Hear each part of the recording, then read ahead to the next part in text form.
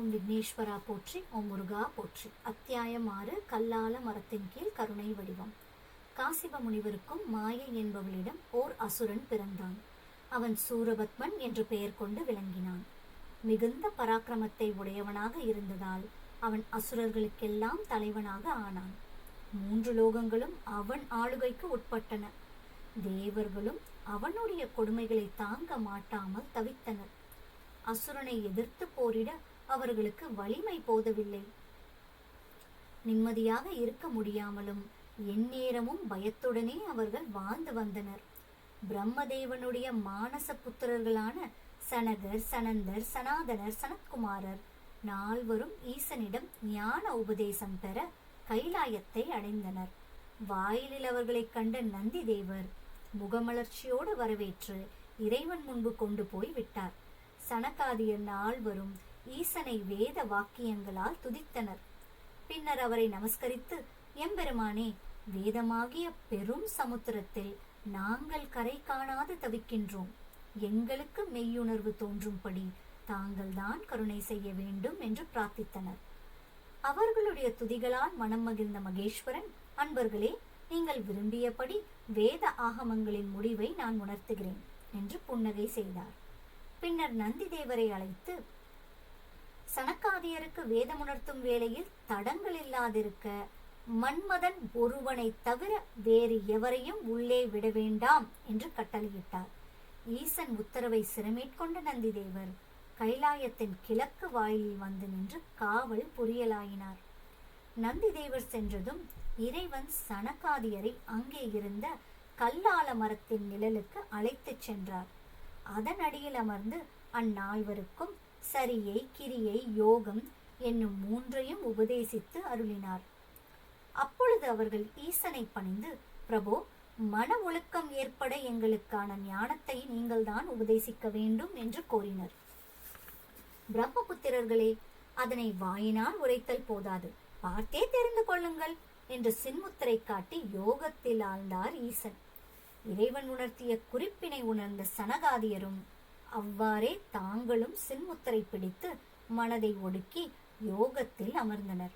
சனகாதியருக்கு இறைவன் கண்மூடி சின்முத்திரை காட்டுவதன் மூலம் ஞானத்தை உணர்த்தியது ஒரு கணமே தான் என்றாலும் தேவர்களுக்கும் ஜீவராசிகளுக்கும் அது பல யுகங்களாக தோன்றியது.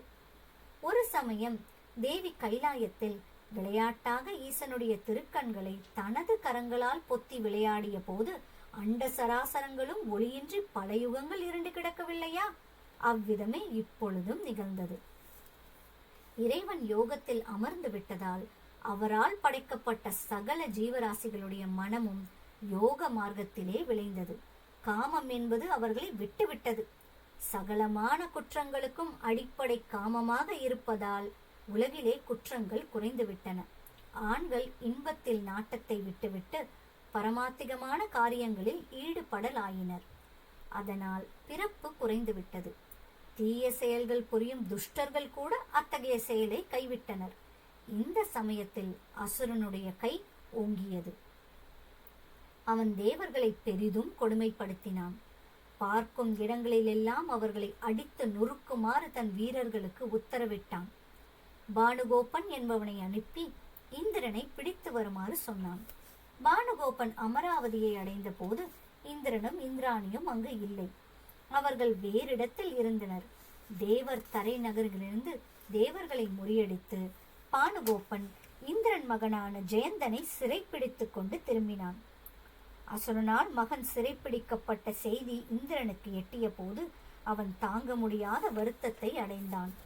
அசுரனை எதிர்த்து செல்ல அவர்களால் முடியாது என்பதை அவன் உணருவான்.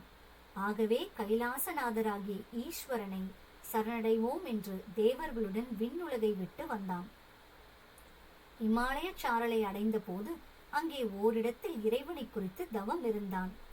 ஈசன் ஏதும் அறியாதவரைப் போல அவனுக்கு தரிசனம் தந்து, இந்திரா, என்னை குறித்து தவம் செய்யும் நீ வேண்டுவது என்ன என்று கேட்டார். அவருடைய பாதங்களில் பணிந்து எழுந்த இந்திரன் 2 கண்களும் நீரை பெருக்க, பிரபோ, சர்வேஸ்வரா, தங்களுக்கு தெரியாதது ஒன்றுமில்லை. அசுரன் சூரபத்மனுடைய தொல்லைகள் அளவுக்கு மீறிவிட்டன. தேவர்கள் புழுவை போல துடிக்கின்றனர். அசுரனை எதிர்த்து போரிட எங்களுக்கு போதிய வலு இல்லை. அசுரனுடைய தளபதிகளில் ஒருவனான பானுகோபன் அமராவதியை கைப்பற்றி கொள்ளை கொண்டதோடு மட்டுமல்லாமல் என் மகன் ஜெயந்தனையும் சிறைப்பிடித்து சென்று விட்டான். தங்களை தவிர எங்களுக்கு வேறு யாரு இருக்கிறார்கள்? தங்களுடைய அனுகிரகம் இருந்தும் நாங்கள் ஏன் இவ்வாறு கஷ்டப்படுகிறோம்? ஐயனே, இதற்கொரு முடிவு என்பதே இல்லையா என்று வேண்டினான். இந்திரா, வருத்தப்படாதே. என்னை அவமதிக்க தக்ஷன் நடத்திய வேள்வியில் நீங்கள் கலந்து கொண்டதன் விளைவாகவே இத்தகைய துன்பங்களை அனுபவிக்க நேர்ந்தது. எனக்கொரு மகன் தோன்றுவான். அவன் அசுரனை மாய்த்து உங்கள் துன்பங்களை போக்குவான் என்று அனுகிரகம் செய்துவிட்டு மறைந்தார் ஈசன். இந்திரன் மனதிலே சிறிதளவு நிம்மதி ஏற்பட்டது. பிரகஸ்பதியை தேடிச் சென்றான். மனோமதி பட்டணத்தில் தேவகுருவை கண்டு அவருடைய அரண்மனையிலே தன் மனைவியை தங்க செய்துவிட்டு இந்திரன் பிரம்மலோகம் சென்றான். இறைவன் தேவர் துயர் துடைப்பார் என்று அருளினாலும் அது எப்பொழுது நிகழும் என்பதை யார் அறிவார்? பல யுகங்களாகிவிட்டால் அதுவரை தொல்லைகளை சகிப்பது எவ்வாறு என்று இந்திரன் நினைத்தான். அத்தியாயம் முற்றும். நன்றி.